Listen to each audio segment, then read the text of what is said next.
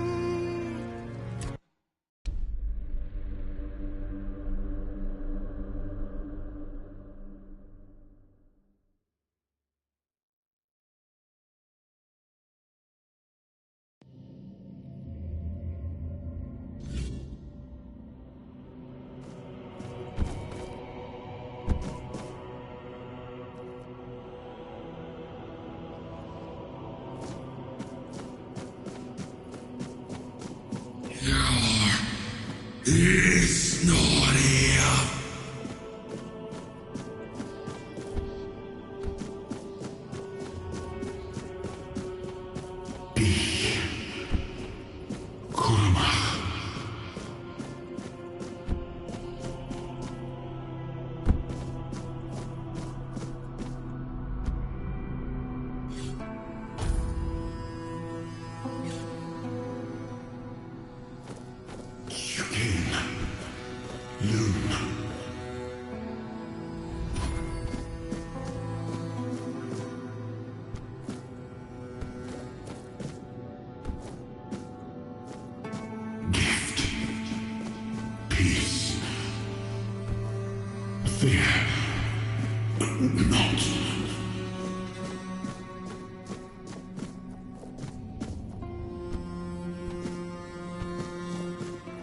I've been waiting a long time for someone to find me.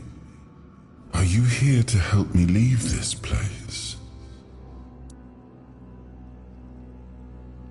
I wish I could answer. I cannot remember. I know I am not complete. I remember I once knew who I was at some point, but I do not anymore. I just am. I do not know. I think it is some kind of prison deep in the weirdness. And you? Why are you here? Are men here? That would explain the weirdness surrounding us. But walk with me. Let's find out together, now that I'm free.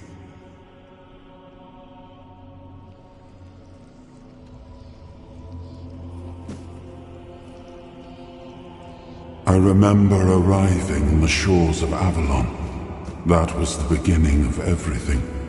But there were doubts and questions. How does it feel to leave your homeland behind? To keep moving forward, even though every step takes you into the unknown? The Four Dwellers quickly made it clear to us.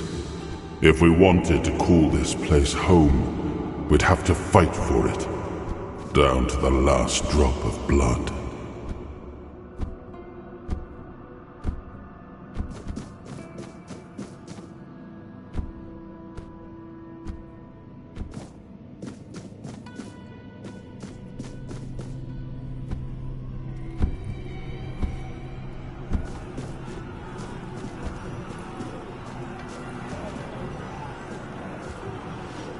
In the end, we won the war. Merlin stole the sacred flame of the Four Dwellers and ignited the Menhirs, driving away the mist and clearing the nights of weirdness. It was the first time we uncovered the secrets hidden within the Menhirs.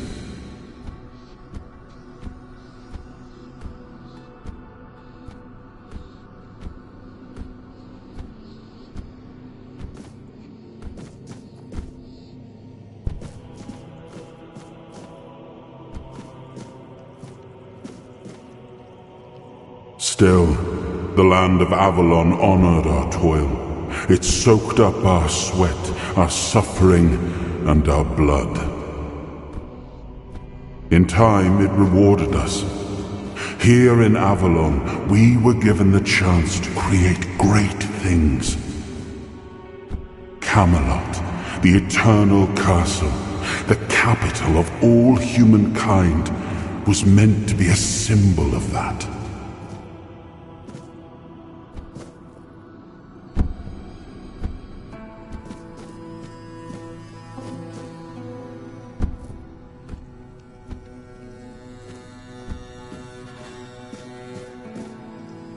We left the homelands to survive. The plague had consumed everything we once knew.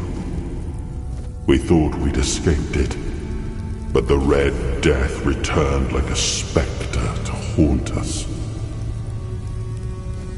Once again, it began to devour our home.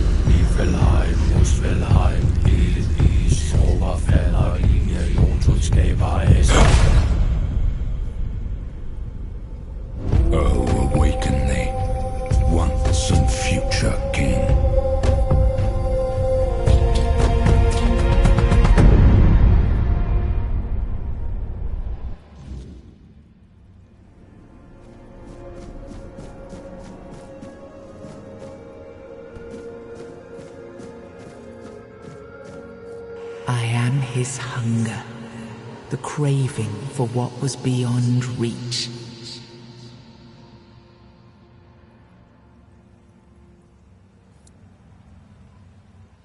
I am the price paid for touching the unreal.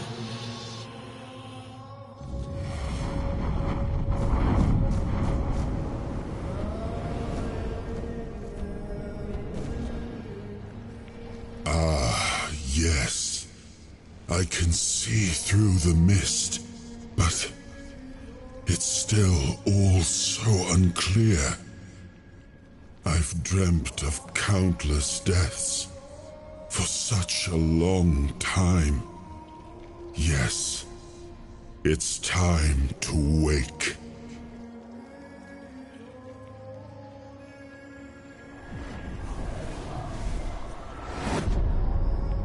I am Arthur Pendragon. I led humans to Avalon shores. I built the great halls of Camelot. Thank you for bringing me here. I believe I owe you, young one. I appreciate it. But let us leave decorum and honors for times of leisure. For now, We need to make way for Avalon. I have to see my kingdom again. I trust you'll accompany me, or would you rather stay in this wretched place? I am not sure. Yet I learned to be grateful of fortunate outcomes, even if they come unexpected. It seems to be a place located between life and death. Or maybe a place that can defy death. But why was it created? By whom and when? These I'm unable to answer. Trust me, I wish I knew. I remember death, then darkness, a terrible loneliness, ages upon ages of solitude, and these are all the details I have. Perhaps, in time, I'll remember more. But that's enough questions for now.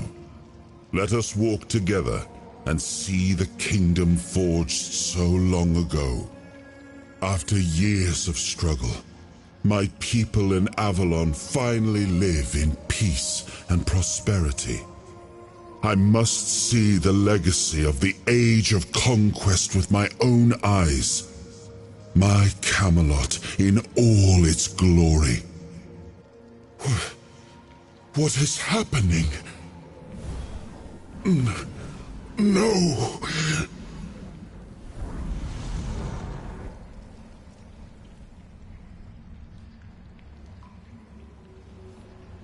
I see now. I am not whole. You have only freed a part of me. I'm not strong enough. For now, I will have to journey by your side until my strength returns. I'll see the world through your eyes. In return, I'll lend you what strength I have. You are a surprising acquaintance, and it will be a pleasure to travel with someone of your disposition. And since it seems that fate has bound us together, let us make the best of it.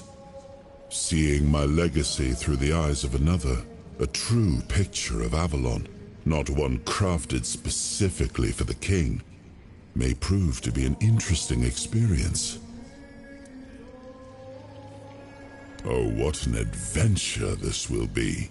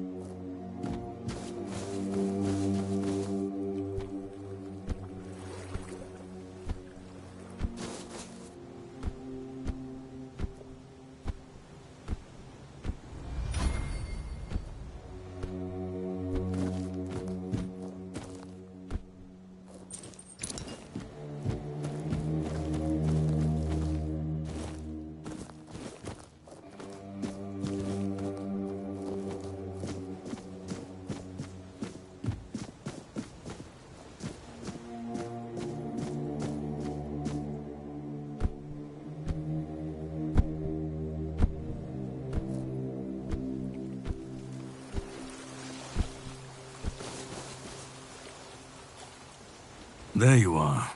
It took you a while. I was getting worried you wouldn't make it. I even realized that I didn't get a chance to introduce myself. I'm Caradoc, your savior. What kept you so long?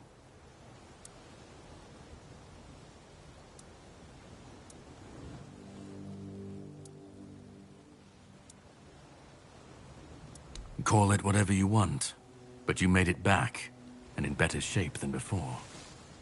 The Red Death's gone, so either you're lucky, or you picked up something useful in there.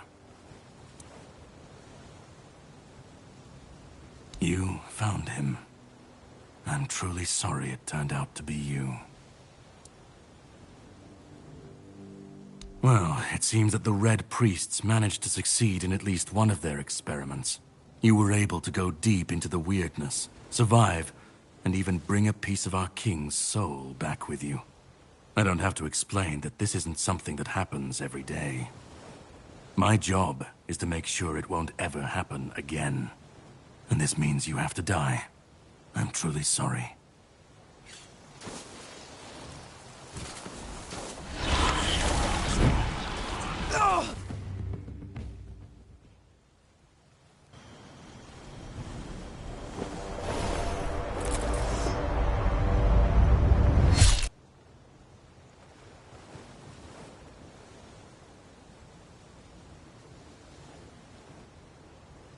I'm sorry, but that had to be done. It shouldn't leave any lasting damage.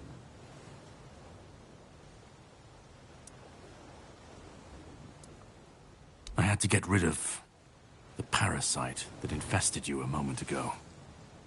You've seen, no, you've felt what he's capable of. This power can't be unleashed on Avalon. Not again.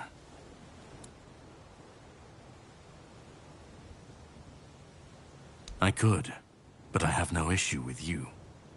Only with what you carry within you. This means you're safe, unless you decide to stand against me. You are much more valuable to me alive than dead.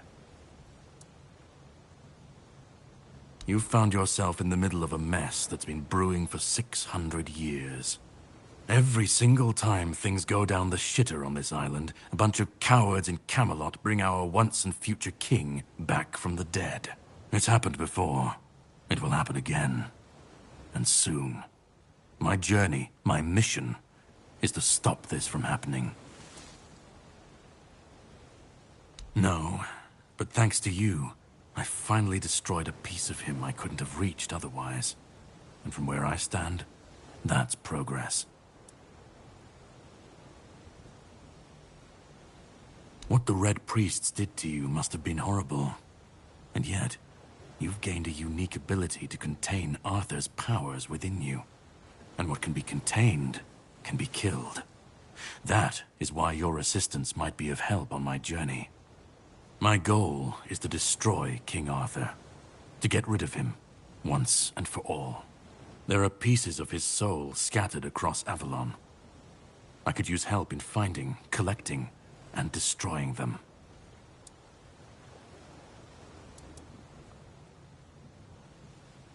He's the reason the world as we know it is coming to an end. Every time they resurrect him, the weirdness grows stronger. Soon it will cover all of Avalon, and nobody will survive that.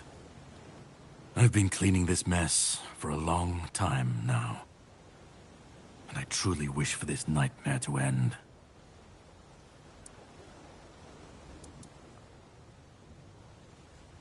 I stand against the most powerful being Avalon has ever seen. This requires caution. What would you do were you in my place? Kindly ask your target if it wants to be killed. Please. And if you really must know, the spell I used on my sword couldn't have harmed you. I knew that, you were surprised, I got the upper hand, and now you're safe and sound. Can we leave this behind, or did I judge you incorrectly and you'd like to waste some more of our time and cry about it some more? The plan is to steal Excalibur, or at least what's hiding within that damned blade. A piece of our king is bound to it, and so it needs to be destroyed. We'll have to cross that bridge when we come to it. The sword is kept in the Horns of the South. It's a fortress, but if someone has this emblem, they can enter freely. Here, pin it to your clothes.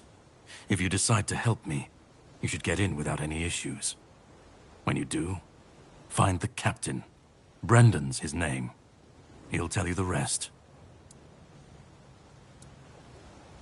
And yet I still gave you an opportunity to do so. You'll have plenty of time to think about it on the boat. Definitely. And all of them essential. But I have to leave you for a while. You should get some rest first.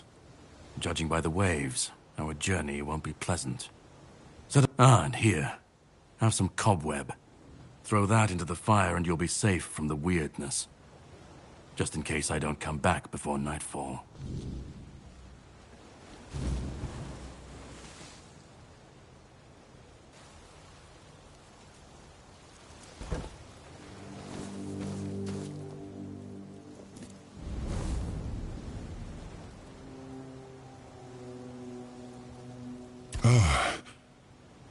I should be gone. I should be gone. And yet, here we are. Whatever he tried, it must have failed. Something must have gone wrong. For him. For us, it was a stroke of luck.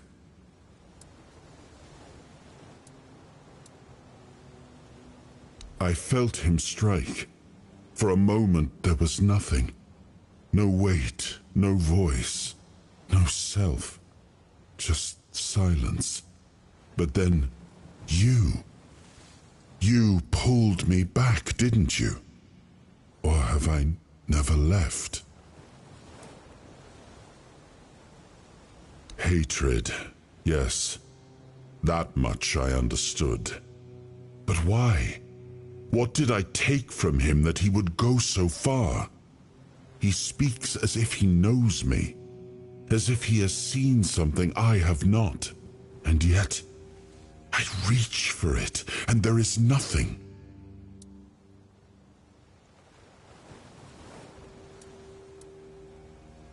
No, it seems that I should, but I don't. He knew me, spoke with certainty, with anger. But to me, he's a stranger. If he was a part of my past, then that past has been taken from me. I need to regain it. I don't... Not much. That isn't right. I should remember. I should. All I know is that I left my kingdom strong, prosperous. It should have grown. It must have flourished in my absence. It seems so. If Caradoc is hunting for more pieces of my soul, we should definitely claim them first. When we do, I should grow stronger. I should remember. I should be whole. Let's go then, young one. Let's not waste any more time. I left my kingdom strong. It should have only grown stronger in my absence. And if something threatens it now, then I will see it restored.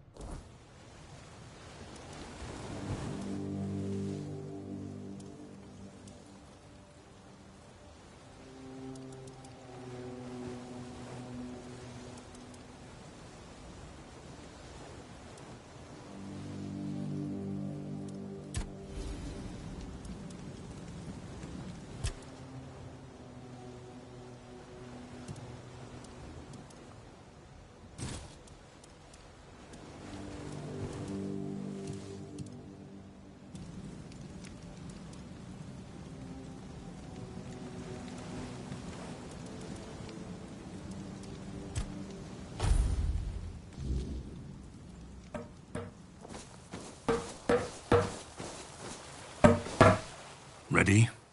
Hop on the boat.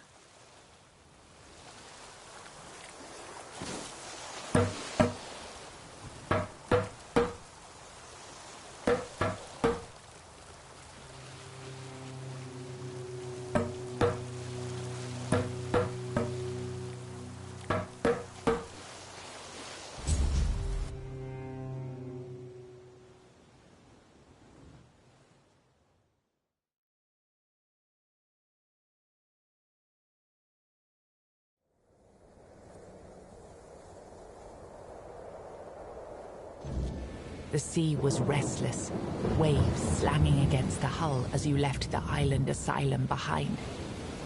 Caradoc's boat cut through the black waters, its course set for Avalon's shores. Then the deep stirred. A shudder ran through the vessel from neither wind nor tide, but from something far below.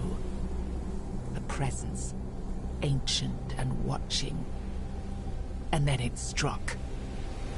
The boat lurched violently, wood splintering as the sea itself rose in fury. A shadow moved beneath the surface, vast, coiling, inescapable. The next wave swallowed everything. Darkness took you. Salt filled your lungs, and then light. The crash of waves, the cold kiss of wet sand. You were alive. The sea had spared you, but not without a cost.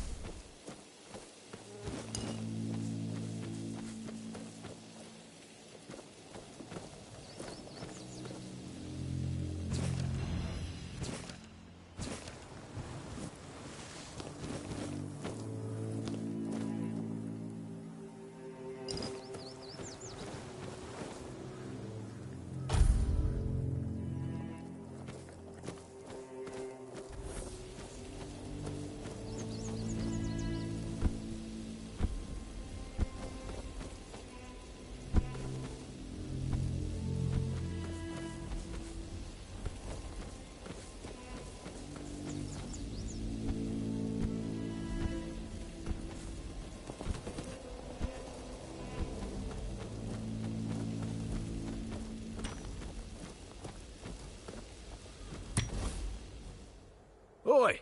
Oi! Where do you think you're going? You can, take the other side. Just don't get greedy. What do you think? It's good material. Be a shame to leave it rotting in the ground. Doesn't hurt that it pays well, if the keepers don't catch you. But they're barely around anyway. Aye, It is. So what? It's just stone. Not like I'm chopping up the man himself. Maybe he'd be more respected if his entire bloody kingdom wasn't in a shambles. What kind of king leaves no heir, only to show up now and then, wave his sword and fix nothing? This statue's done more for me and my family than Arthur ever did.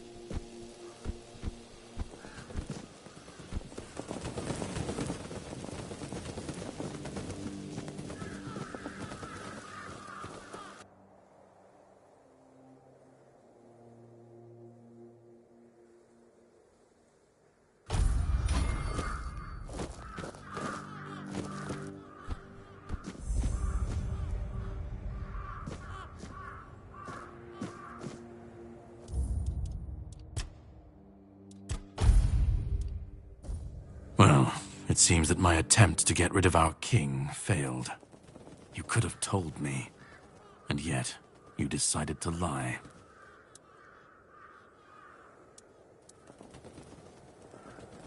This again? We've covered this already. I'm out of apologies. Look, I don't blame you. Our king always was a master at manipulation, and he did heal you of the Red Death. You don't remember? I didn't have to figure anything out. He saved you when the monster attacked us at sea. Arthur, can you hear me, you parasite? I am coming for you. Oh, I will make him remember. Same thing I always do. Cleaning up the mess our king's actions and decisions left behind in this world. There was a beast down there that needed to be put down. Hideous thing. I have my ways. I don't think I have to answer if you didn't grant me the courtesy of telling me the truth. No, that's your job. You can decide to help me, you can decide to help him. At this point, it doesn't even matter, since we're both after the same thing. I'm sure he wants to regain his power, and I want to destroy every single piece of his soul. Either way, you'll be helping us both. Now, it was nice talking to you, but I can't stay here all day. I'll be keeping a close watch over your journey.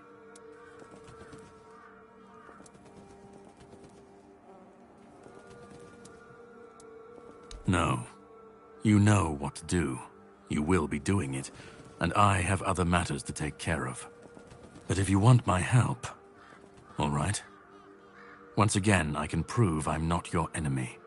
You can ask me one question, and I'll answer truthfully. Or I can give you an artifact I found in this cave. It should help you with your continued survival.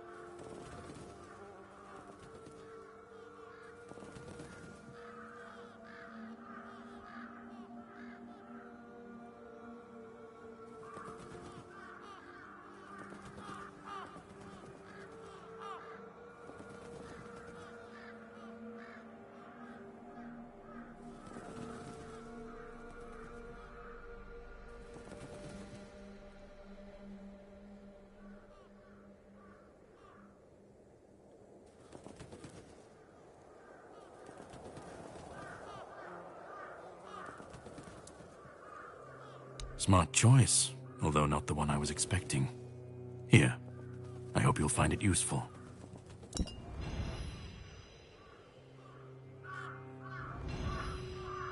No, I don't have an issue with you. And now that I saw the extent of his power, even in his weakened state, I realize it would be pointless to try to free you of him. I'll need something stronger than the blade I carry with me. We'll meet again.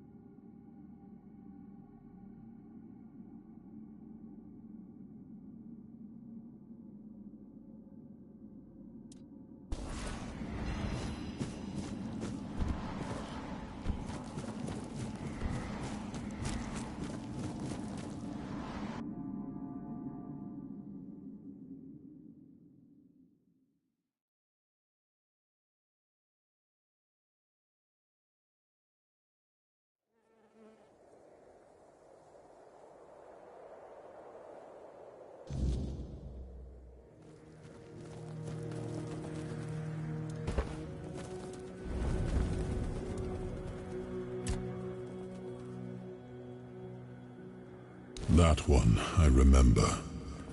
It was a weird beast, born from the nightmare of Pelennor, one of my knights. His family spoke of a legend of the questing beast, a relentless monster that hunted his ancestors without end. He made it his life's mission to slay it, and yet, no such creature existed in the homelands. But when we came here, it appeared before him. Poor Pelennor died the moment he saw it, overcome by terror. It was Palamedes who struck it down.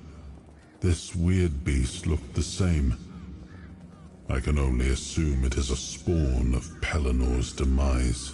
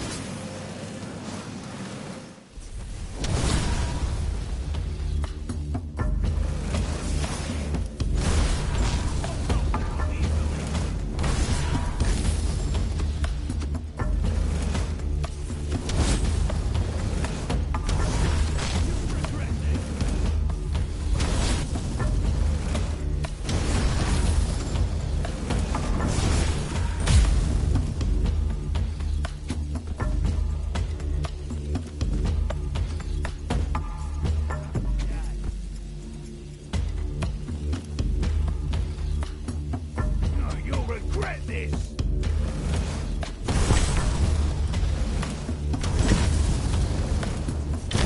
More money or your life?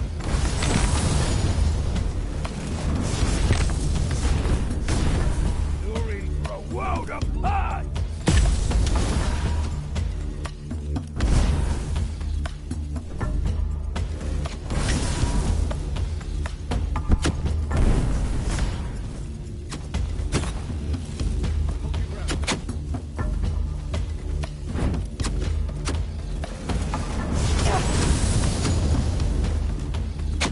You're nothing but a peasant.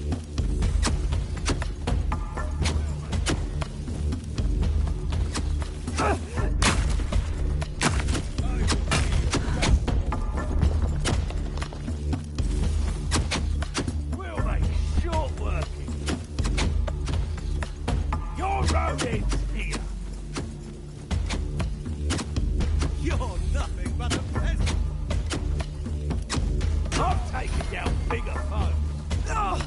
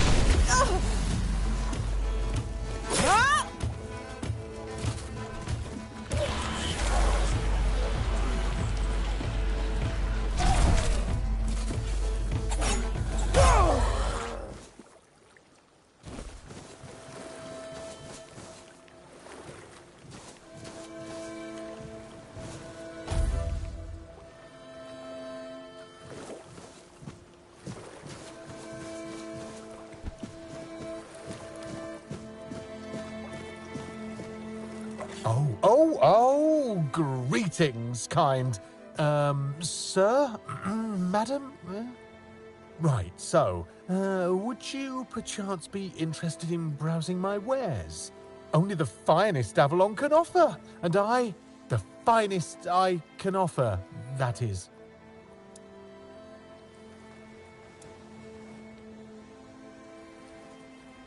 Right, of course. Silly me. Oh, you'll have to excuse me. I have very bad eyesight. This is a thing that happens to humans, right? I mean, I'm pretty sure it is.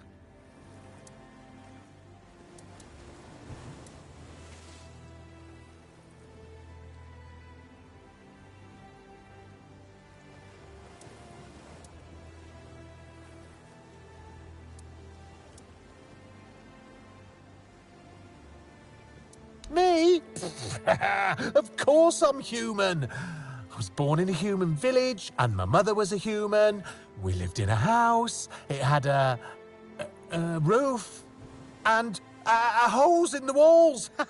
I'm not sure what they're supposed to be for, to be honest, but it's so easy to steal a baby through them. Not that I've ever done that. Anyway, where were we? I'm really not, am I? Oh, I've only been doing this for a short time. A century or so, maybe. I don't have all that many regulars either.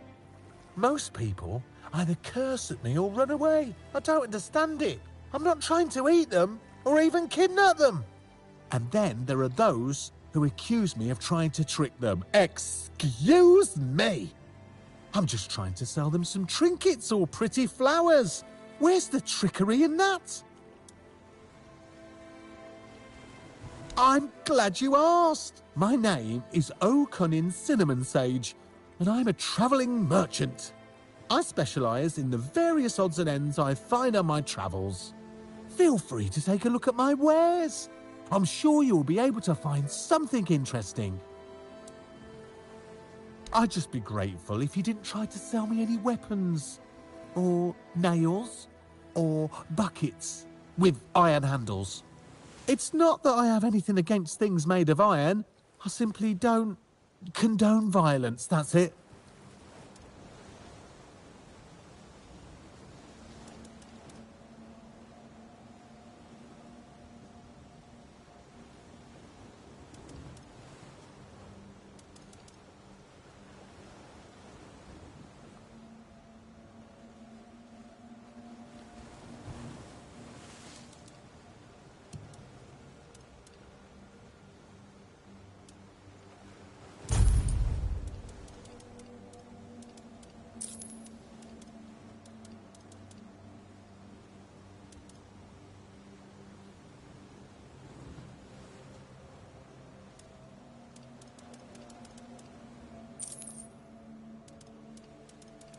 Done already?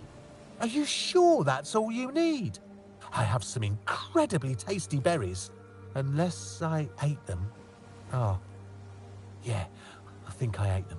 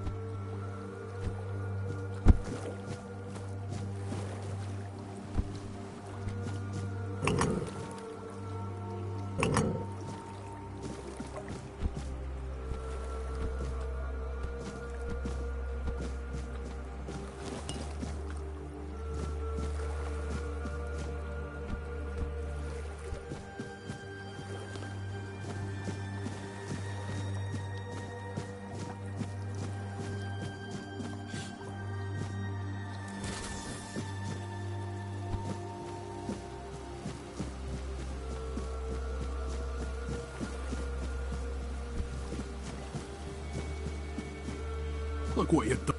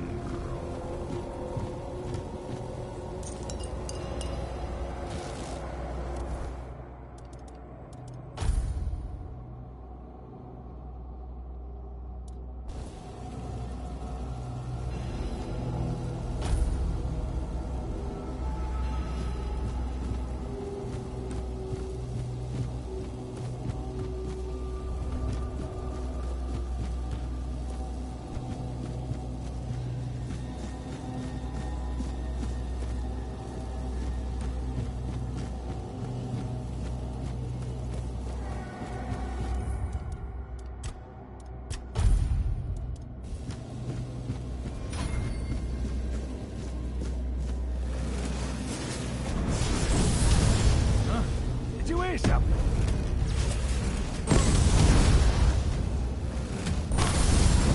Oh, you'll regret this.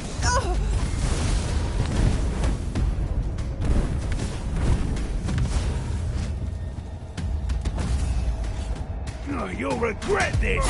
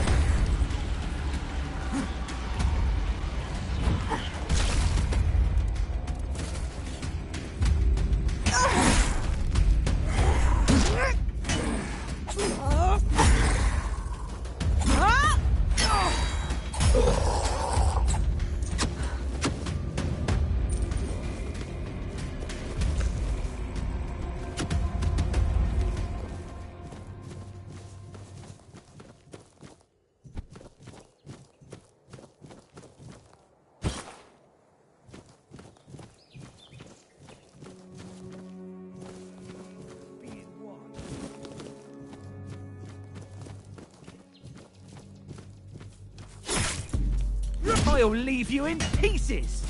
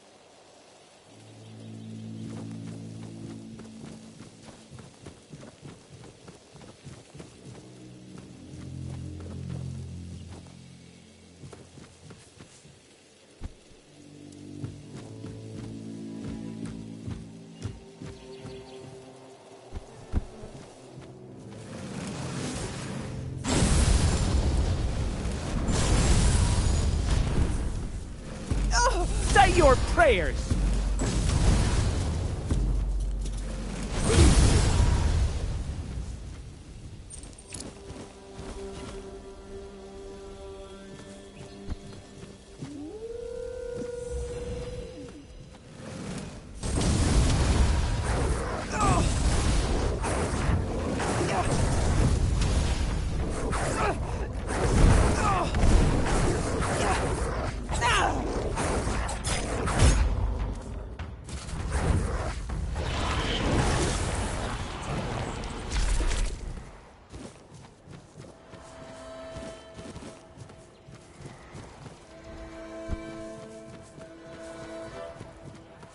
Every threat.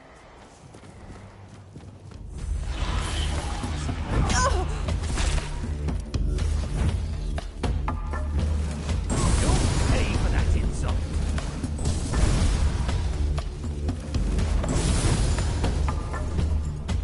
Back to your hovel, coward.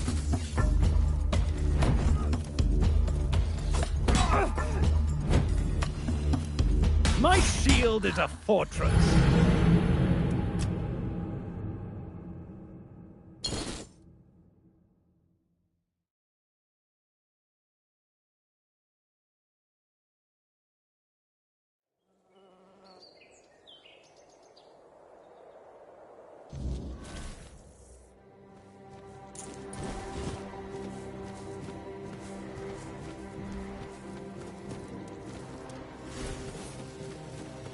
Something's not right.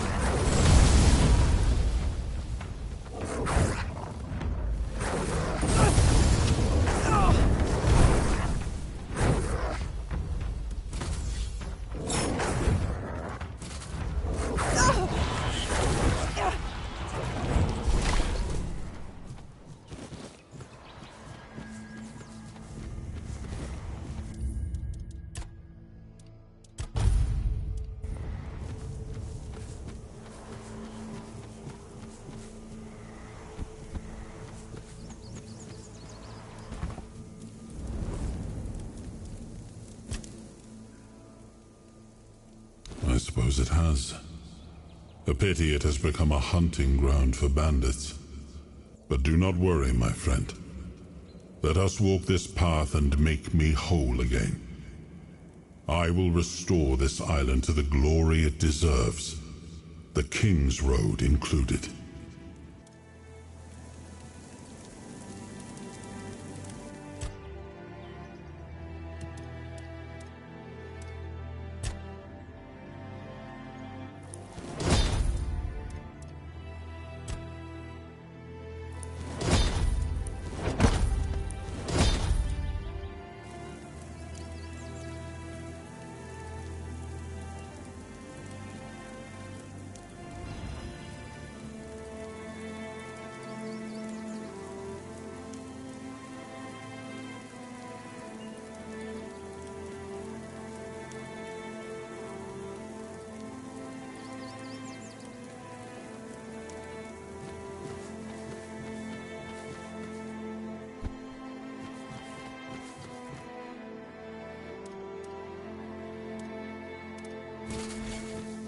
Face every threat.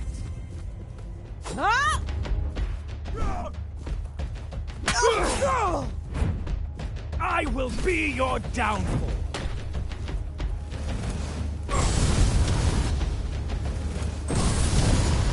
I'll strike you down.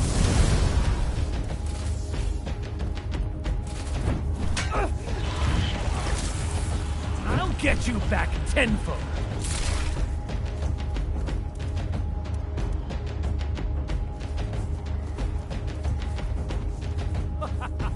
You are nothing but a...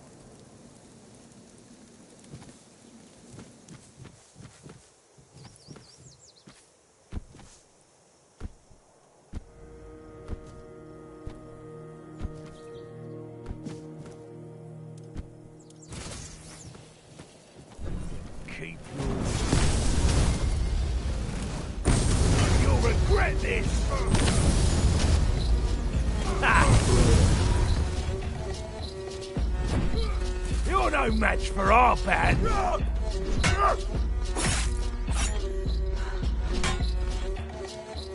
This is going to hurt.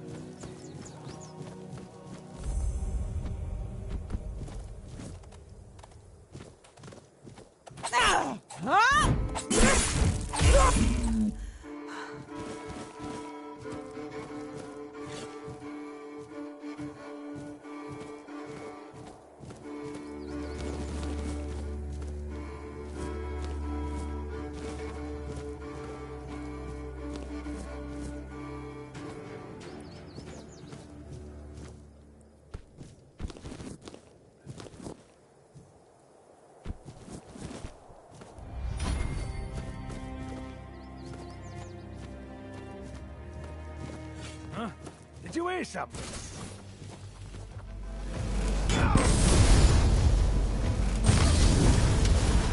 You're in for a world of hurt!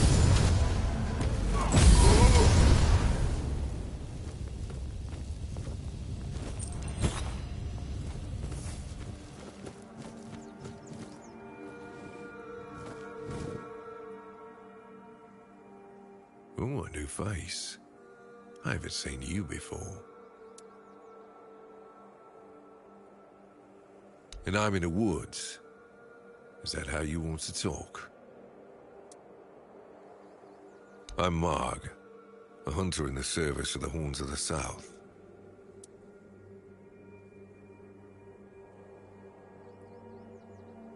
You should try to keep. There's always work to do around there, and plenty of men who'd gladly push it onto someone else.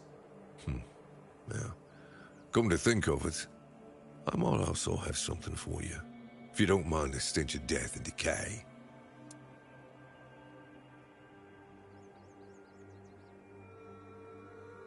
An alarming amount of undead have been emerging from the old cemetery, in numbers far greater than that little plot of land ever held.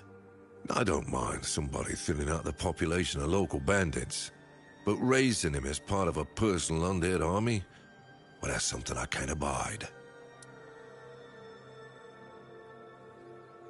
Sadly, that's not unusual in these parts. There's something about this land that's particularly alluring for necromancers. The South has always been a troubled place, after all. Thank you. I'll be most grateful, as will the quartermaster of the keep. Virgas appreciates solid work. Well, I'm sure he rewards you well for your efforts. Everything is interesting around here. But ultimately, it depends on what you're looking for. I'm self-sufficient enough not to have to ask for help. However, I suppose I could help you.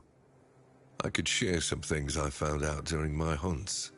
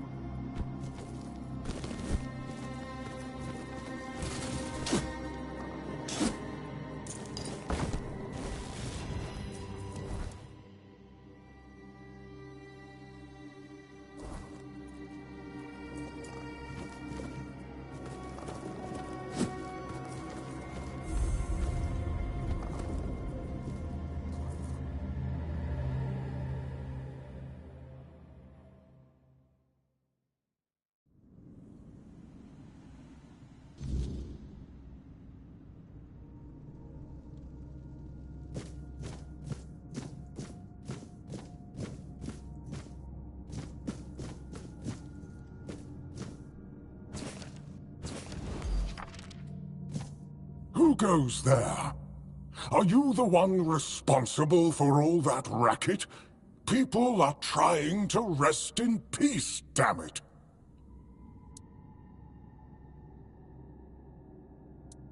Oh, you'll have to forgive them. They're a little disoriented. Waking up in this way is like coming out of a thick fog you've been wandering through for days on end. Dulls the senses, clouds the mind. Terrible for coordination. My name's Huardok, and I am the keeper of this place.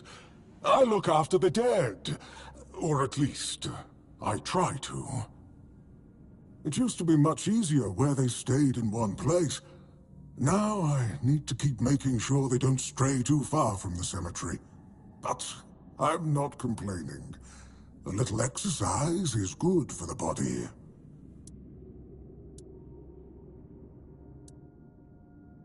Dead, alive, what's the difference?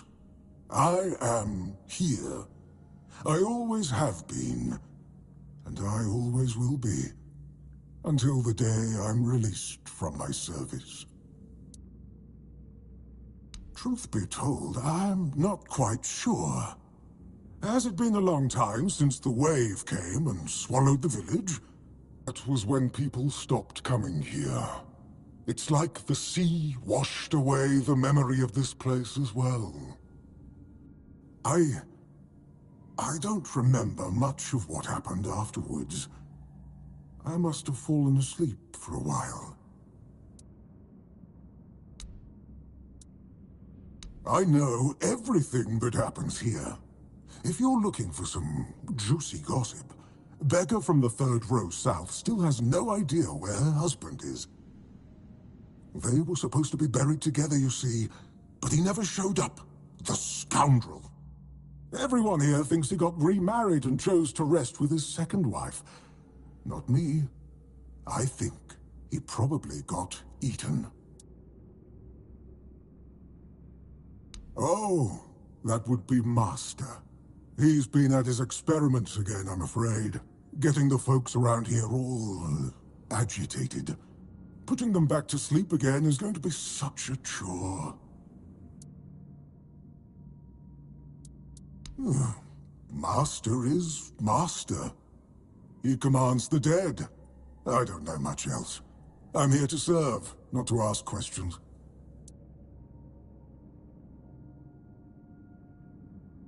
Dunno. Usual. Glowing chalk, candles, and dead bodies. I even saw some new faces recently, but they didn't stay long.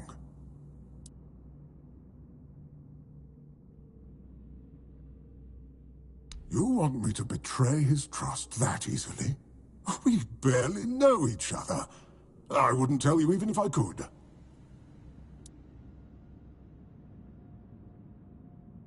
Because it's my purpose. The sole reason I was brought back. That has never changed, just as I haven't. But I'm happy where I am. The dead need company too, you know. The folks here were forsaken by the living. At least I can make sure they're not lonely. Interested in local history, are you? Good, good. The memory of those who came before us should be preserved. I can let you in. There is a small fee of 5 gold coins, for the upkeep of the cemetery, of course. It's constant work, as you can clearly see, and my petitions for additional funds seem to have fallen on deaf ears.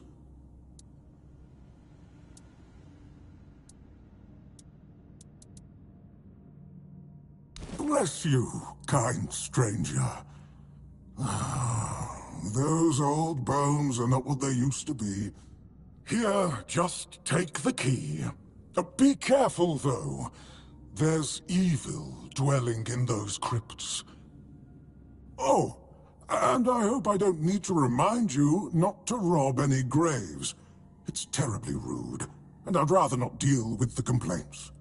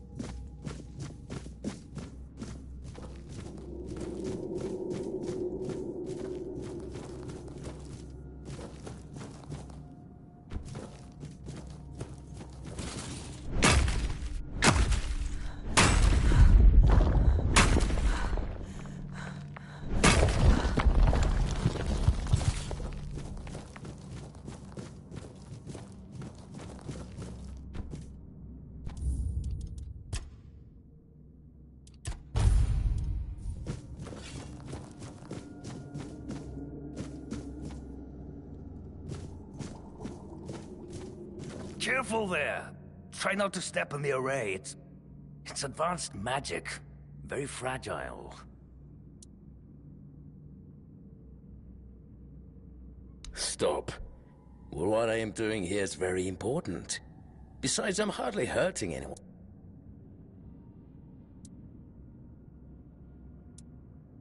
That is a gross oversimplification. I am conducting valuable research, and yes, I do get rid of vermin and give their sorry existence some actual meaning. Posthumously, but, well, as they say, better late than never, right? Don't tell me you care about the lives of a few bandits.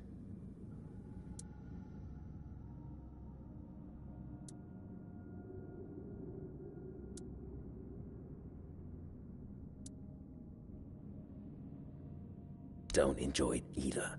It's messy, and it takes up far too much time that could be better devoted to my research. Think about it this way. People who wrought so much misery on others could end up bettering the lives of everyone. I've made some tremendous breakthroughs.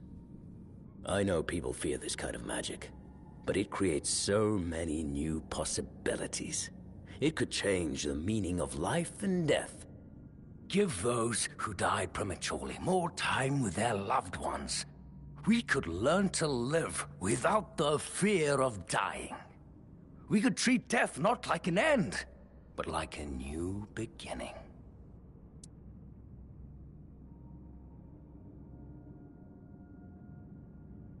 I'm not desecrating anything. It's just flesh. There's nothing sacred about it in the first place. It starts decaying the moment you die. I'm merely prolonging its usefulness. And I've made some tremendous breakthroughs.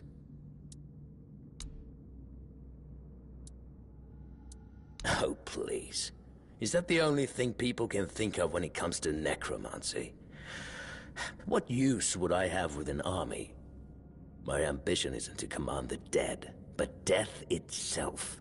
I aim to make Avalon a place where people won't have to fear it anymore. The problem is, I keep missing something. Raising the dead is easy, but I don't want mindless minions.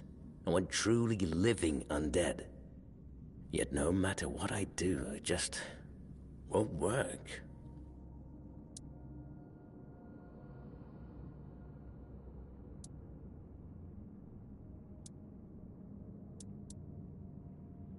Nonsense.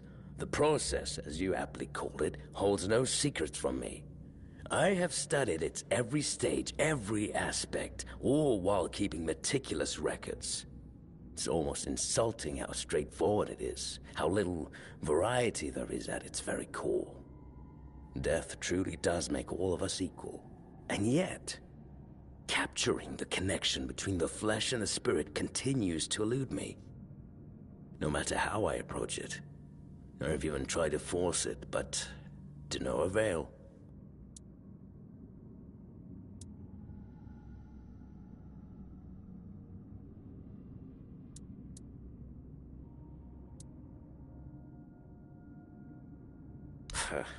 That's just sentimental drivel.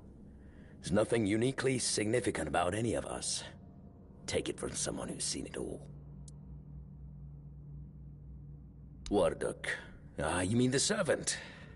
I'm not sure where you got that idea, but he is indeed merely a minion. Quite a sophisticated one, I'll admit, but he's never said more than 2 words to me. Fine. If you wish to waste your time with him, go ahead. Who knows, maybe his first master simply forbade him from speaking his mind. Still, don't hold your breath for any groundbreaking insights.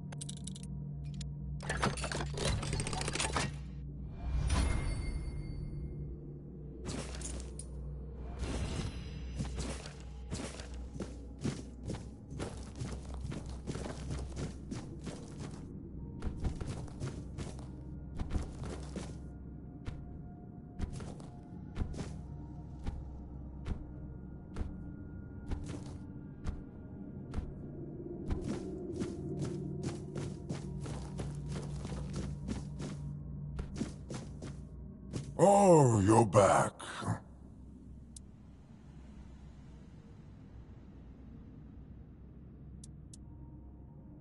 Ah, no. I just don't think we have anything to talk about. I don't mean any offense, but truth be told, they're all the same to me. Every one of them thinks they're reinventing death or breaking the circle of life.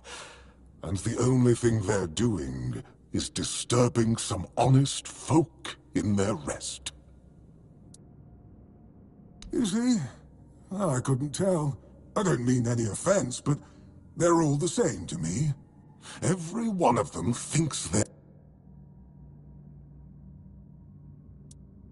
Ah, no! I'm sure he won't be the last. This place is very popular with their kind for some reason, and they always leave it in such a state. It's not like it would hurt them to pick up a few bones and put them back in place. I don't have much choice, do I? But I don't mind the service. I like being around the dead. It's just the constant cleanup that gets to you after a while. Oh, does he now? That's quite admirable. And rather unusual for his kind. Normally they act as though they know all there is to know. Yet they always end up baffled by their failures. Oh, I'd love to help, but alas, I'm not certain I can. You see, death is intensely personal, and as such, quite indescribable. Well, whether you die alone or surrounded by loved ones, dying is the loneliest experience of our lives. It can't be shared or taken from someone. In the end, no matter how it happens, our death is the only thing that truly belongs to us. It's a potent experience, one for which there are no words, because there is simply no need for them. I'm glad to have been of assistance, though I do wonder how the Master will react when he hears about this. I just hope he doesn't do anything that will cause even more trouble here.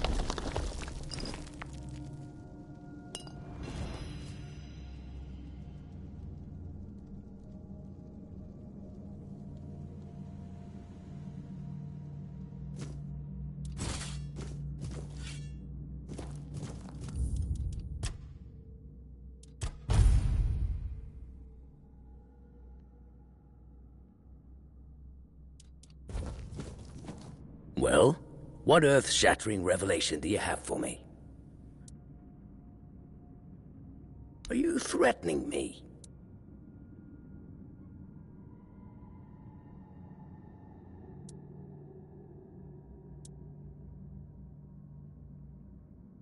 That's, No, it can't be that simple. It sounds so... sentimental. I don't believe in things that are indescribable or unmeasurable.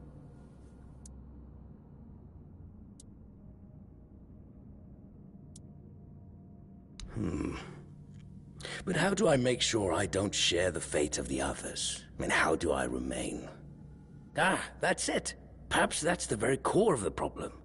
What's needed is a subject who is perfectly aware of what's happening, one who understands the intent behind everything. And that subject could only be me. Plus, there might be a few advantages to having an undead body. Let's see. Just need a few things and...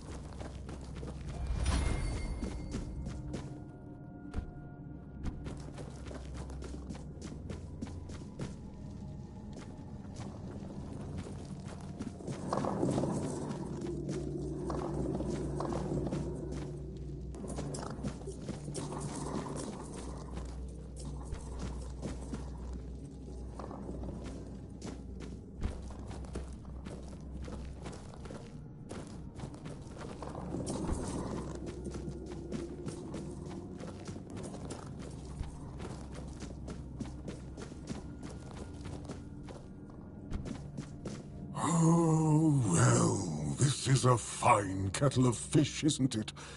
Poor master. He must be terribly confused. I am the keeper of this cemetery.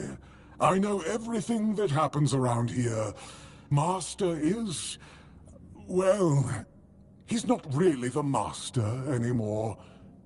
But he became one of us, so it is my duty to watch over him.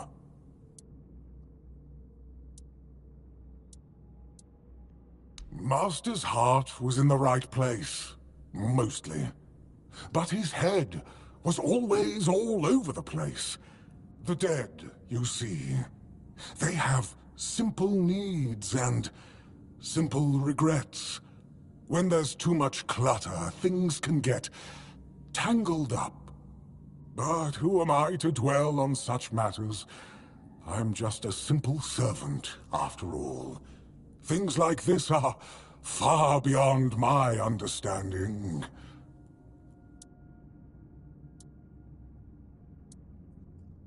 Oh, it's very kind of you, but there's no need to worry.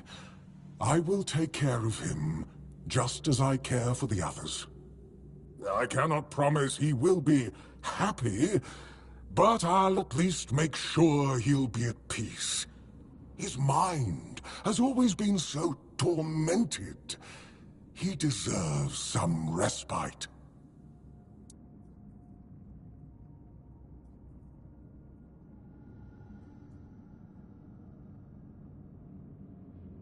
Oh, please, visit any time. I'm sure it'll make him happy. And I suppose I won't be going to sleep just yet. Not while the Master is still adjusting to his new state. It might be a good time to tidy up around here. Who knows? I might stumble upon a few useful items for your journey. So, don't be a stranger.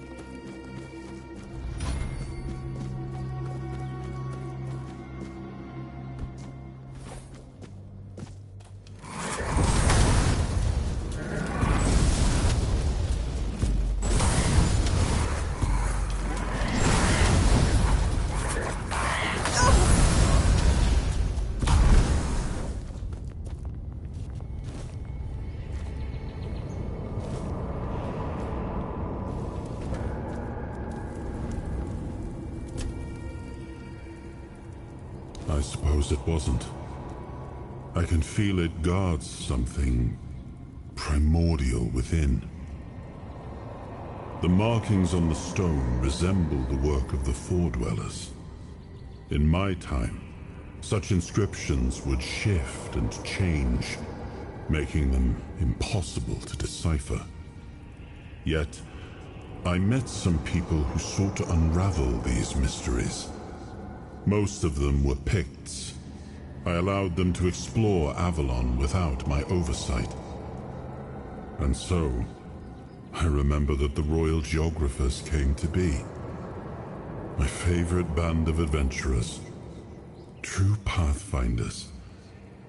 Avalon owes them a great debt.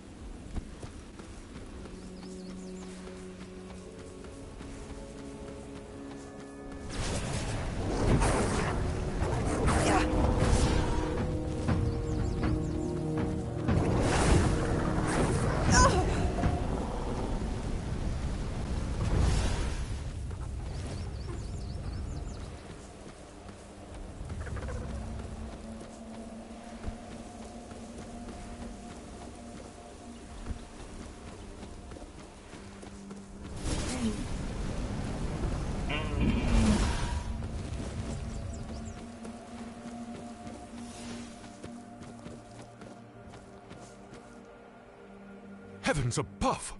What have you done? You shouldn't be here.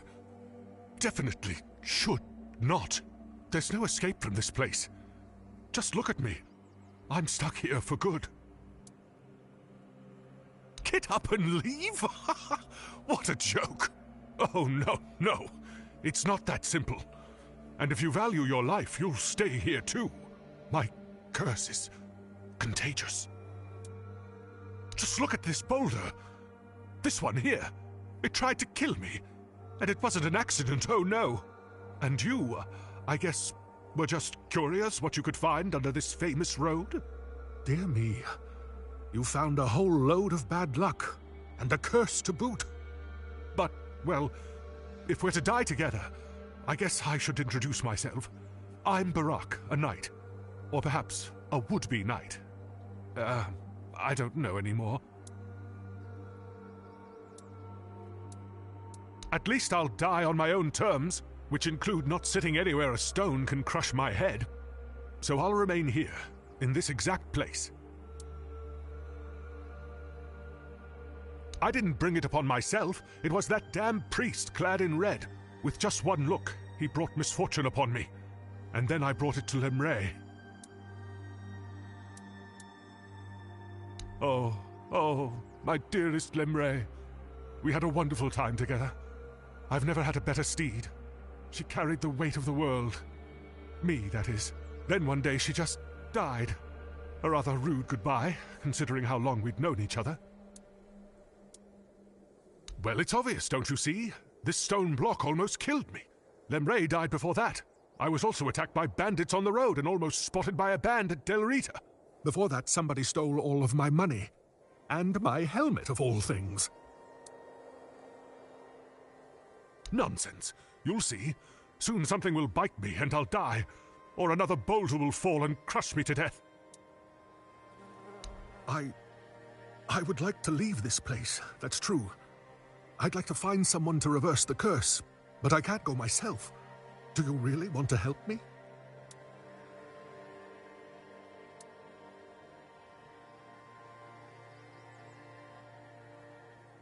Why do you care so much about coming out from under the bridge? Why do you keep insisting? Who are you anyway? I know. You're him! You're here for me! You came here to take my life! I'm not going to give you the satisfaction, you vermin! Defend yourself!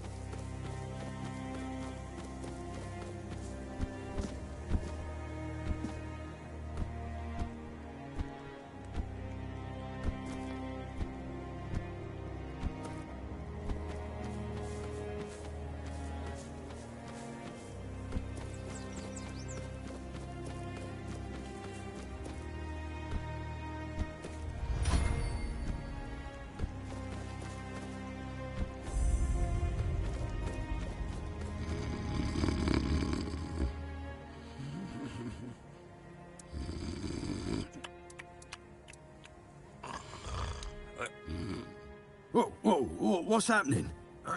In the name of the All Mother, what are you doing? I could have stabbed you. Wait, I haven't seen you before.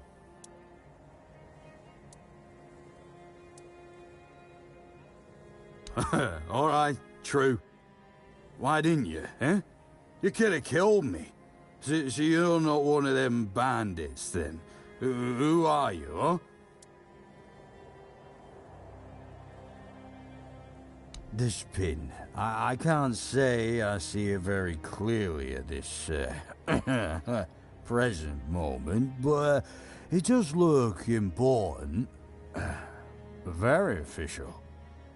But I remember Fergus said something about all this, these emblems once.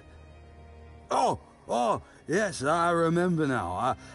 I welcome thee, ye, royal person, on behalf of the keepers. You are a great friend to our home. Welcome. Please, speak with Fergus. He's our quartermaster. He runs things around here in the captain's absence. He'll greet thee properly. Have a pleasant rest of the day. Open it up, boys!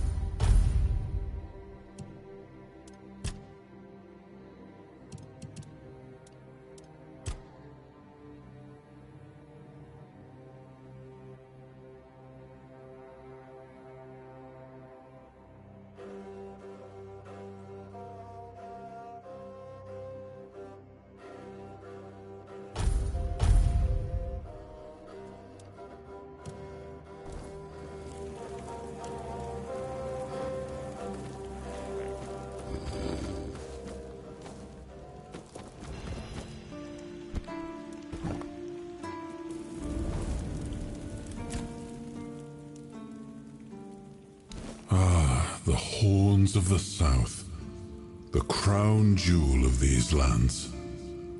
We had barely laid the foundations of Tainted when Seawall and his men had already built a lighthouse, eager to guide our ships to them. He always had a competitive spirit. Of course, it helped that he took every sailor from the homelands with him, along with a handful of knights, so they could learn from one another. And thus, the Keepers of the South were formed. I decreed that every sworn keeper would stand as an equal to a Knight of the Round Table. I doubt they still honor that law. But I am glad to see the keepers grown. In my time, there was only a lighthouse and barracks.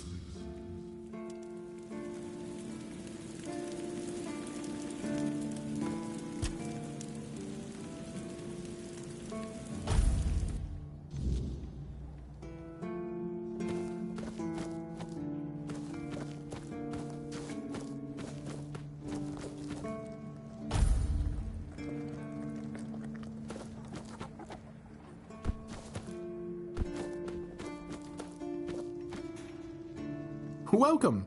In the name of our eternally reigning Majesty King Arthur and the Knights of the Round Tables, I am obliged to inform you that fighting those who actively break the law and reject the rule of the crown is the duty and pride of every subject. As Camelot's representative, I will be paying a bounty of 10 gold pieces for the death of each bandit roving the area, as long as adequate proof is provided. I also recommend checking the bounty board for information on wanted criminals, especially those considered particularly dangerous. Please, state your business.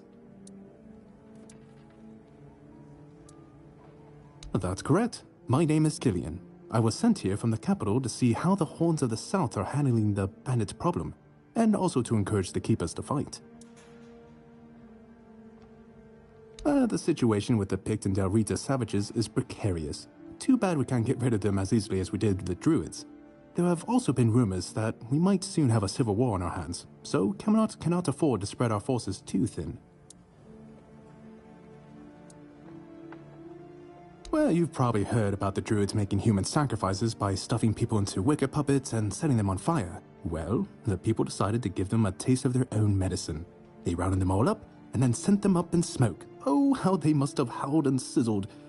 Too bad I couldn't see it. Most of them, the survivors have supposedly taken refuge with savages in the woods, and one of them is rumored to be hiding in the Horns area. But whether that was before or after the Charred Conclave, I don't know. Would you like to hear about him? His name was Slaudyard. He was lurking near Blood Lake, a small pond where they used to throw the bodies of executed convicts. They say he would fish them out and use his magic to turn them into undead monsters. Supposedly, he started needing some fresher corpses, so he slaughtered one of the keepers. The Horns organized a manhunt. They found him and sentenced him to death. People say that the moment his body touched the surface of Blood Lake, the water turned red and it's been scarred since that day. Some say that Slaudyard came back from the dead and seeks revenge. But if you ask me, it's just a tale by local simpletons. I don't really have much more to tell. It's hard to get any updates here. I only know that the new Lancelot has not been very popular, and that's putting it mildly. The Witch Morgane would have been burnt at the stake long ago if everyone weren't so afraid of her. And then we have the commoners who seem to keep forgetting their place, and loudly demanding changes. Everything is falling apart. There are rumors that the Reader tribes want to unite, and that would mean open war with Camelot. As for those pig savages, they've been growing bold, leaving their forest. For now, it's just been small scrimmages. But who knows how it'll end?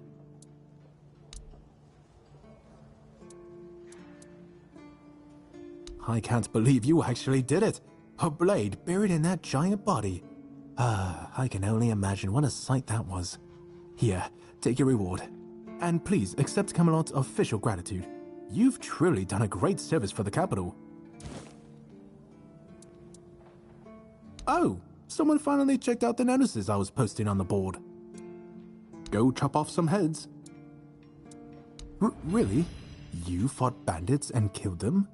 Oh, I want to hear all the details. Here's your reward, but promise you'll tell me everything. Again? You really like killing, don't you?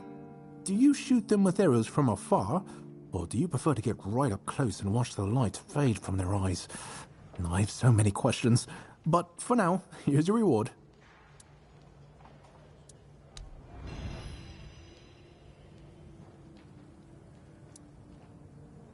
Oh, I see you still have blood on your hands. Excellent.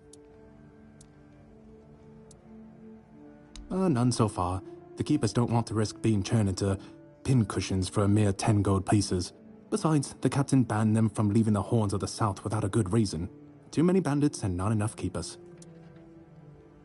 Oh, you have no idea. When I heard they were sending me south, to the very place that's crawling with bandits and barbarians from the tribes, I imagined I'd be a little closer to the action, you know? Fighting, gushing blood, screams and such like.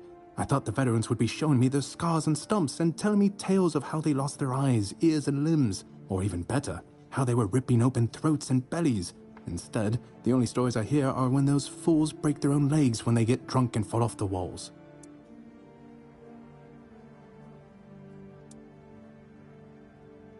Yeah, I've been like this since I was a child. The moment an execution is over, I'm waiting for the next one. And there are quite a lot of them in Camelot. And I like to watch where Mum punished the servants with a whipping. It's just how I am. I could be, but many people can swing a sword, but only a few have as sharp and bright a mind as I do. It's just that some people were made for fighting, while others are destined for greater things. Besides, watching and listening gives me enough satisfaction without needing to risk my life.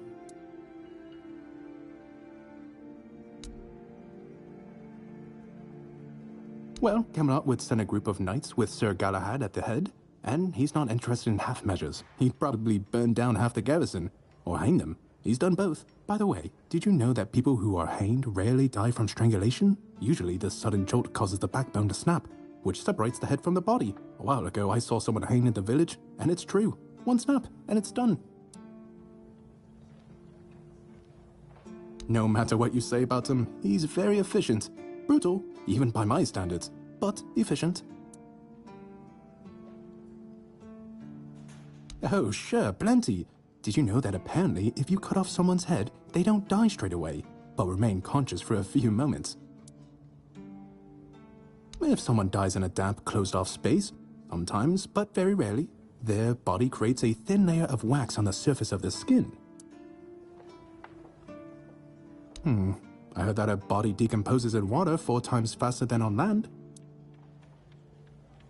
I need to think. If I remember anything, I'll let you know. Oh, hey, before you go, I can see the bloodlust in your eyes, you know. It takes one to know one. So here's some friendly advice, free of charge.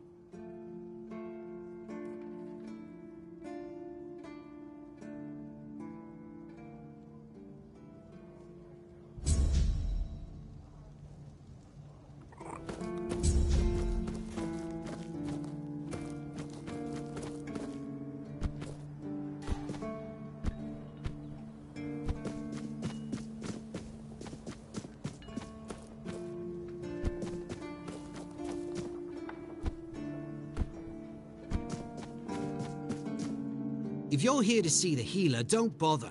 He's a quack and a butcher who likes to watch people suffer. I came to him with a toothache, asked him to make me something for the pain, and you know what he did? He said my tooth is rotten, and then sent me to Osbrit to get it pulled out. That, and I wouldn't trust him anywhere near my mouth. Don't get me wrong. Osbrit's a decent blacksmith, but he's no good with teeth. With one lad, it took him 3 tries before he got the right one. I'll stick to my grandma's potion for toothache. Or I would, if Heber would stop being such a dick and make it for me. Heber took the recipe from me. And even if I had the recipe, I'm no good at mixing that stuff. Said if I don't know how to make it, I shouldn't have it. And that he doesn't want some questionable homebrew medicine spreading through the keep.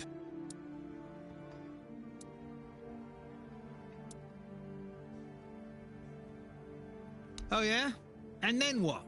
Another and then another? Give it a few years and I'd be left with no teeth at all! Ah, leave me alone.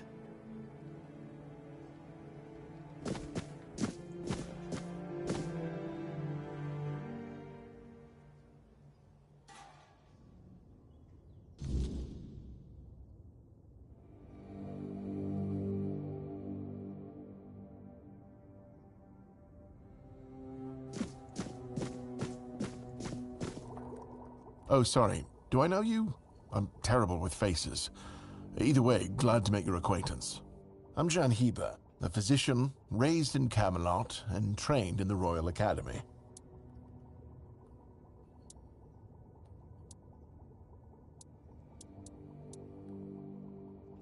Why would you, though? Don't you have better things to do?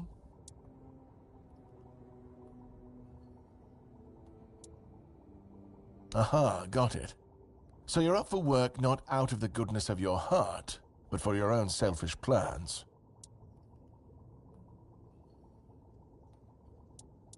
Good point. That is a very good point.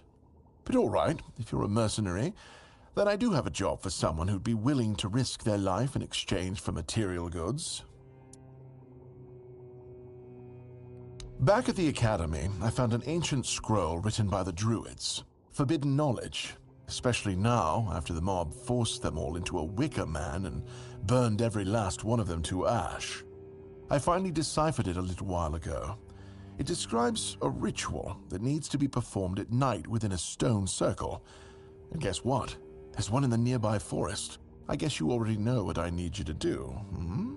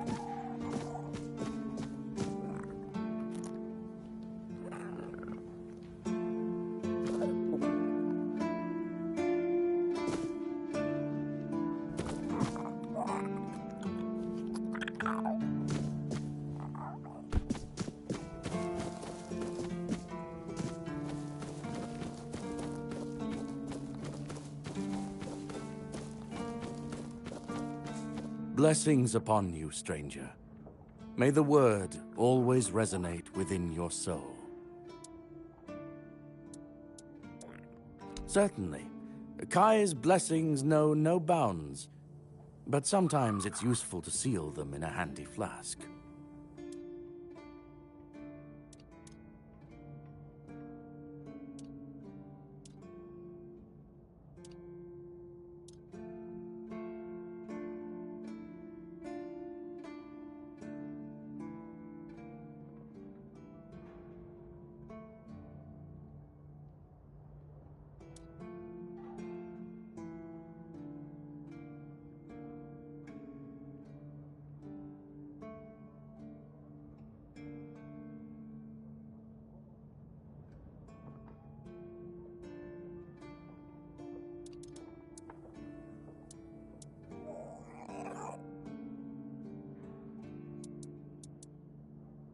What do you mean, my child?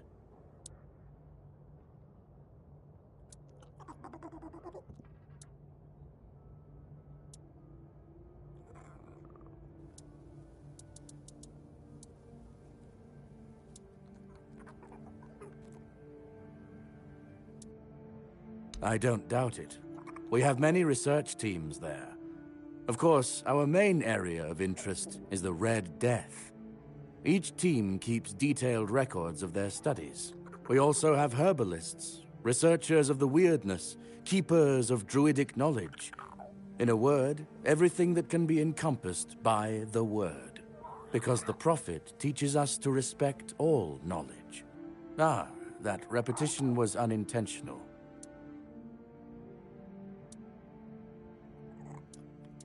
Indeed, my child. I have served in the Horns of the South since I turned 20. So, it's now my 40th year in the service of Kai and this noble abode. As for the asylum, I only know as much as my brothers deem necessary to relay to me in their letters. I only receive reports on their progress towards curing the Red Death. I'm afraid that I simply cannot believe your blasphemous words without proof.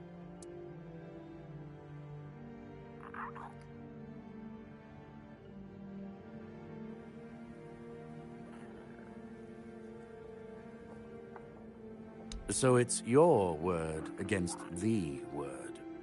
Let's leave it at that.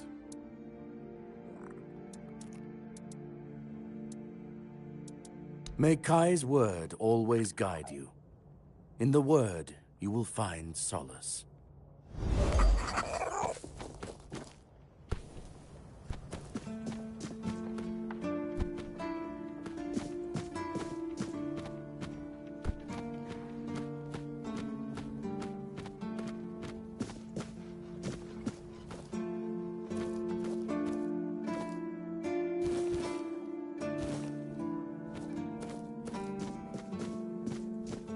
What do you think of scale armor? Scale armor. What do you think of it? The ones all the keepers wear.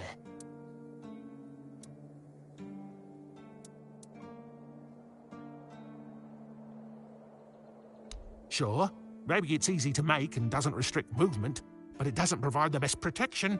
Someone just needs to stab you between the scales and you're done for. The melee armor is much better. That will prevent you from being run through with a polearm or getting shot with a bow.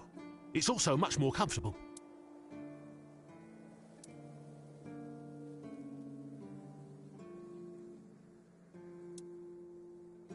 Oh, of course. I mean, I've never made one. I'm not an armorer. But I've read so much about it that I'm sure it won't be a problem. Here's the page from the Armorer's Almanac that explains the process.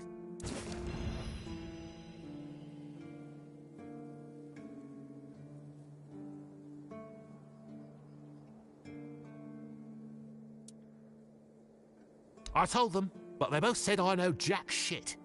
Besides, the keepers rarely go outside the walls nowadays. Then the quartermaster added that if I don't like our equipment, he could send me out scouting in just my underwear. Perhaps you're right. But if somebody ever stabs me under the scales, I'll go straight to the quartermaster and give him an earful. I read a lot about it. In Volume 4 of the Armourer's Almanac, Arden's Shadowblade describes the differences between various types of armour. For example, chainmail allows for a good range of movement, but it's heavy. It also provides poor protection against blunt weapons, and its production is laborious.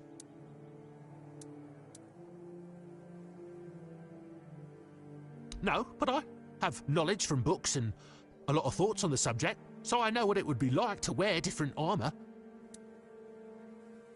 Shadowblade is a moniker. Arden is passionate about weapons and armour. He has great knowledge of materials, techniques and history. A true expert. Everything he writes is interesting. I would love to meet him one day.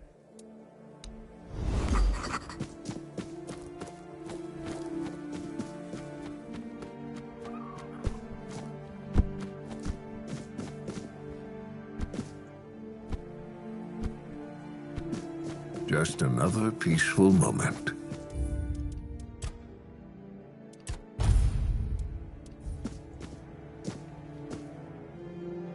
Oi, friend. A question. Do you know why people always stop and watch a blacksmith at work? Because he's riveting. It's good to see a new face in this sad hole. Oh, of course. I forgot to introduce myself. I'm Osbert, local master of hammers and anvils. Do you need your blade sharpened?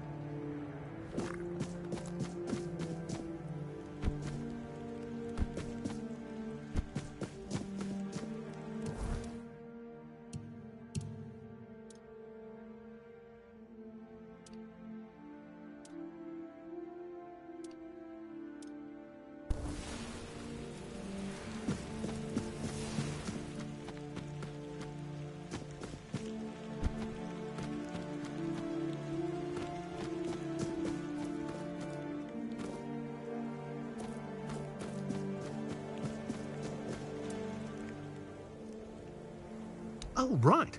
The lamellar armour from the Armourer's Almanac. I remember. So how did it turn out?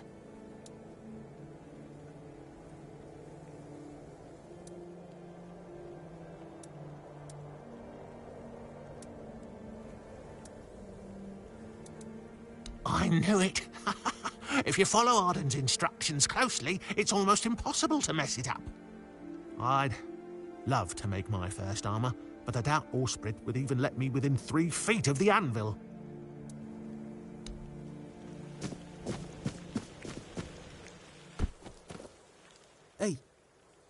Hey, tell me, can you read? Listen, I'm no good with words. Could you read me a letter from my sister? She's learning how to read and write. Can you believe it? She writes letters to me. I'm so proud of her. Oh, thanks. Here's the letter.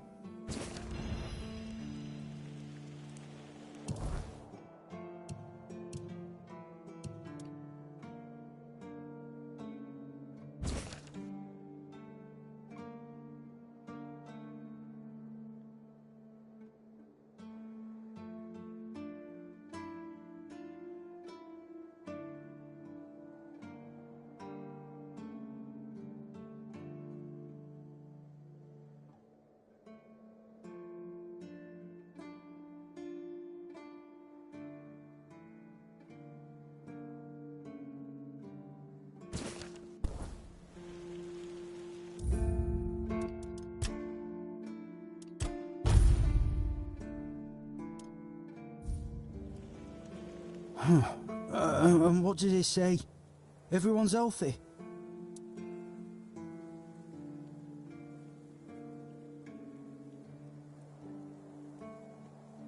No, you must have misunderstood something. What do I do now? I don't know. I don't know what to do. I should go back to him, right?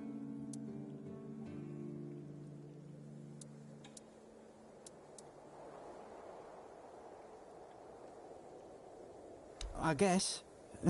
I guess that's true. Yes. Excuse me. I need to be alone.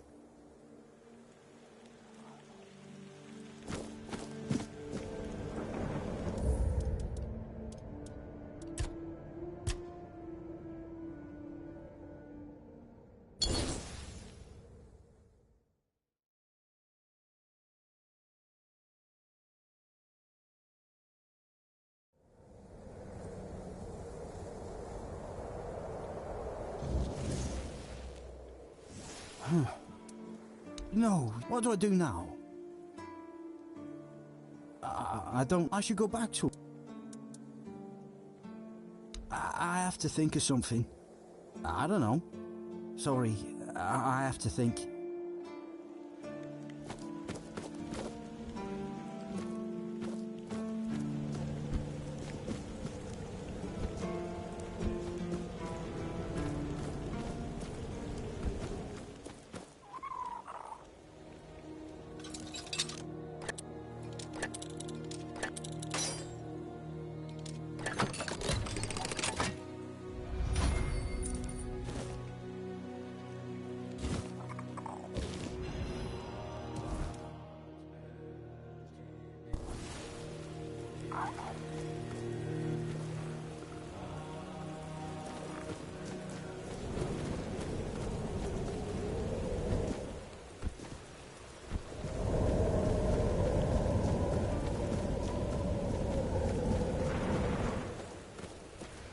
Are you here to keep me company or put me out of my misery?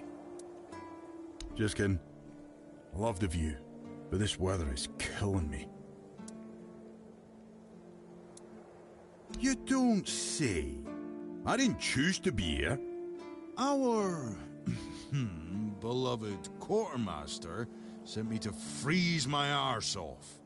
He said as punishment for spitting on the good name of the keepers, whatever the hell that means.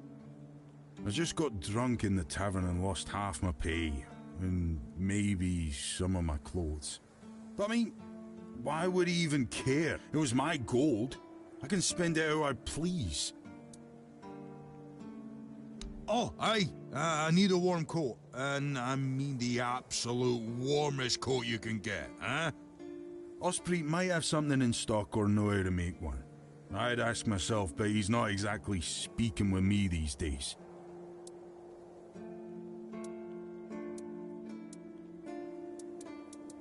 Stupid. That's what I was. I may or may not have commented on our blacksmith's skill. I gave him a blade to sharpen, and when I got it back, it was still dull. Osprey swore he did his job properly. I said he's getting old.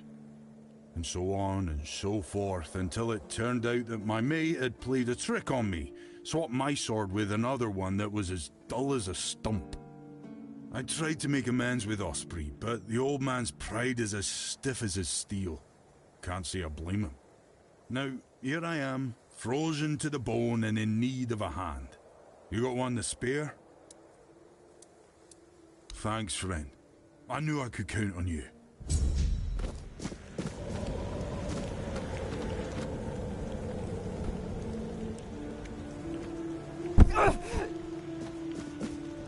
It's nice to have a break.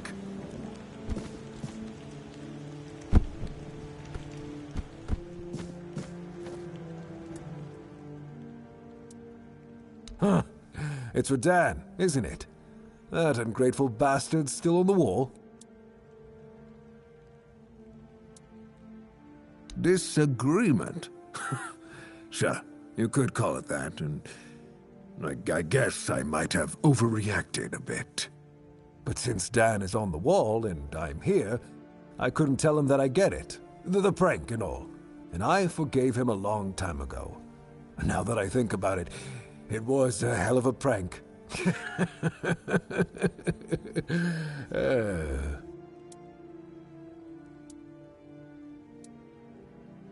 Well, he was right. I am old, but inefficient, stung a little bit.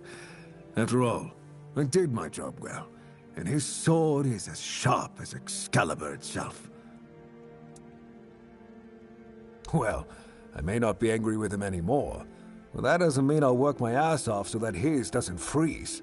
Here's an explanation of how to make it. Feel free to help him out yourself.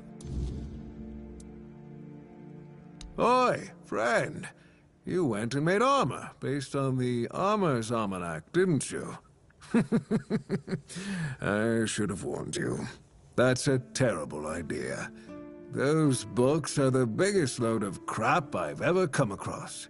And I've talked to Hrolf when he's had a few too many.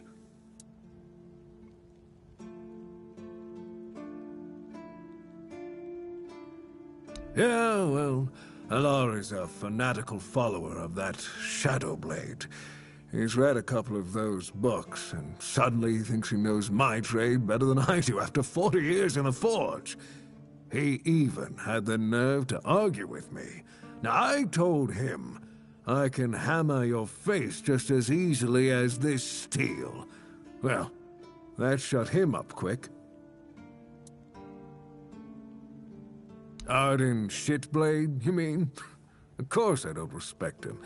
That fool is ruining the reputation of every armorer out there. No one knows who he is or why his nonsense even gets published. But plenty of people would love to get their hands on him. I'd gladly get rid of him myself. You don't get it. Those books, they are dangerous. Think about it. Somebody reads that nonsense, makes armor, and then heads out into the world. What do you think will happen? They sure as hell won't become a Knight of the Round Table. First Grindelow they come across will punch right through that garbage armor.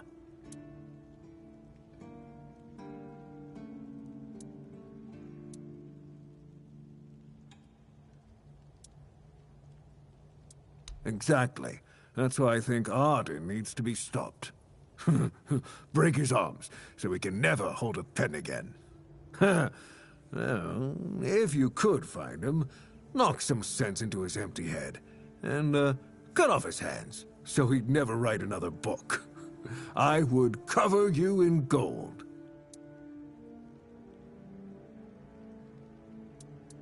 I've got no idea. Maybe Alar knows something. He's the biggest admirer of that charlatan I've ever met. He's been trying to share the wisdom of those books, but I chased him off and haven't seen him since. Oh, kid, for a favor like this, I'd be plenty generous. Trust me. Thank you. You'll not only make this old smith happy, but the entire guild will be grateful.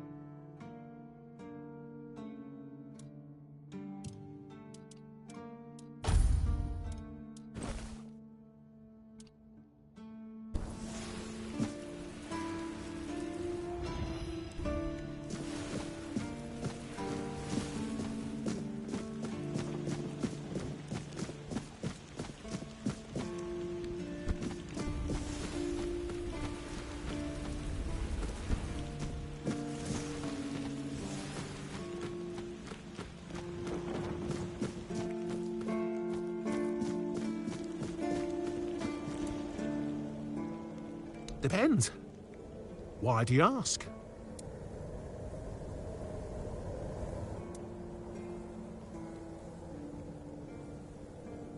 Oh, that's my dream too.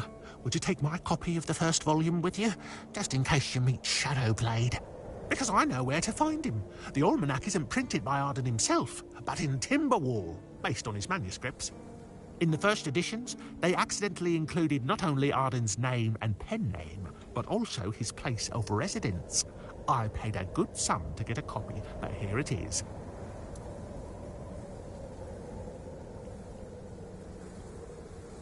No problem. I'll lend you this copy. But don't forget to get it signed.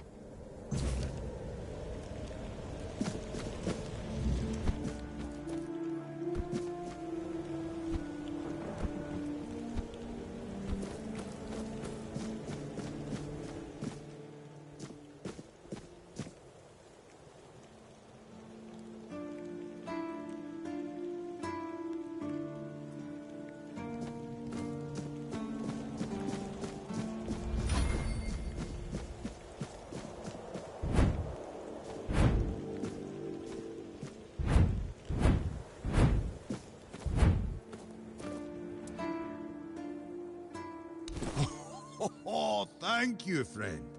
Let me repay your kindness. Even though I don't have much, I can at least tell you about something I saw a little while ago. It might be interesting for an adventurer like you. See those rocks near the shore? When it gets dark, sometimes I see a light there. I'm no sure what it could be, though. A bandit camp this close to the Horns? Impossible. The Daliata? No way. They wouldn't hide like that. Maybe something else entirely? It's probably nothing, but maybe you could find something interesting or valuable there. Farewell.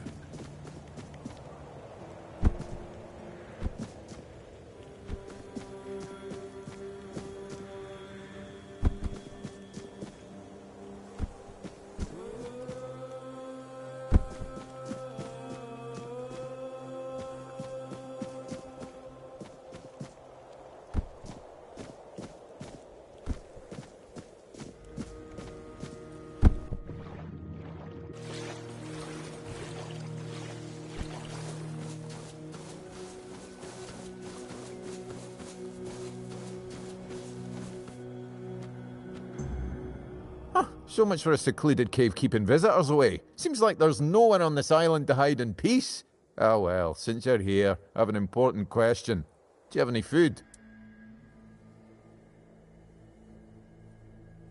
I promise to answer all of your questions, no matter how annoying or asinine they might be. But first, do you have any food?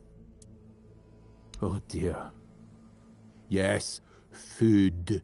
That stuff you put in your mouth to make sure your body doesn't wither and die, you know? Fish, meat, vegetables, bread. Oh, some bread would be especially nice. But I'll take anything, really.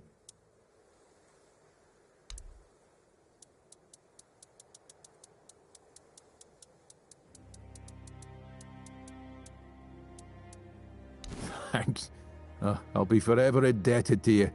But don't expect much.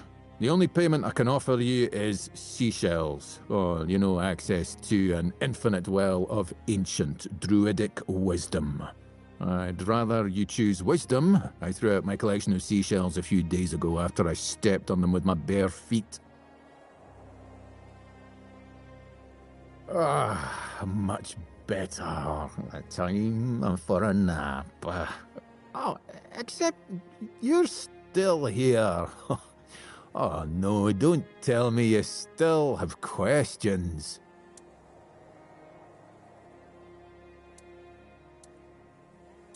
My name is Drest, and I am the local hermit.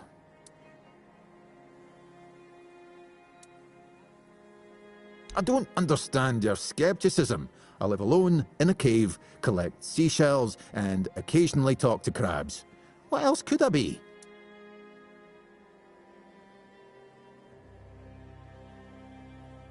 But didn't you know?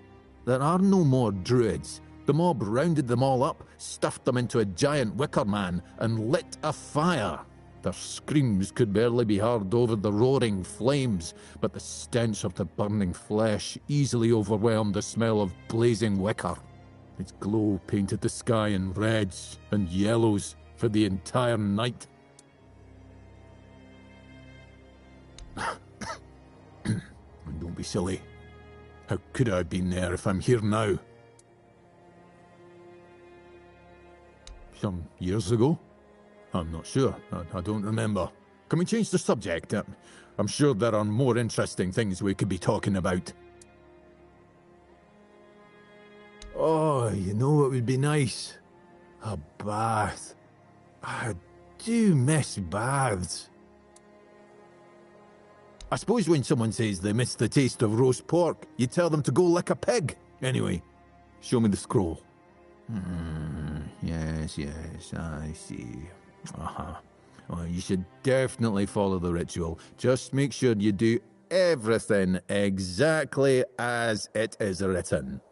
I'm sorry, I can't tell you anymore, but it is essential that you discover it for yourself. Revealing the details would spoil the effect. The pursuit of knowledge often requires taking great risks. Now, off you hop. The ritual awaits. Well, I'll live here, obviously. The same way you did, I presume.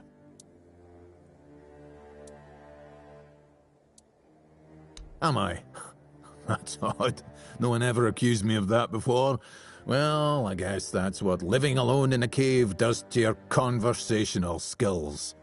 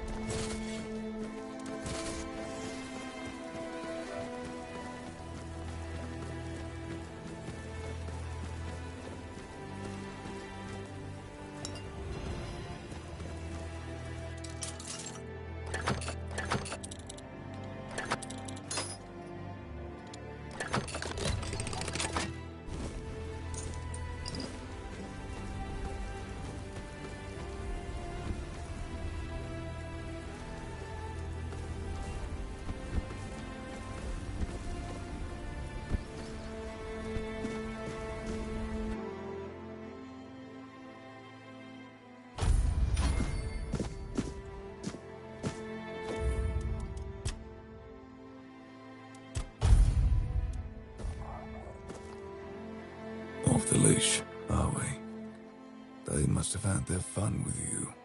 Who had you as their plaything? The church? The druids? Some band of cutthroats? But it doesn't matter now that you're free. I'm Abigail, a knight. I swore my sword to my lady's will, and she kept me close, until she had no more use for me. Now, I walk alone, but a shadow never strays too far. You look wretched, and you smell like death. I've seen people like you before. Broken, worn down, dragged through the mud. If you've had enough of it all, I could grant you an honorable death. In a proper duel, you lived like a cur, but you could die like a knight. Wouldn't that be just splendid? Just say the word. Farewell.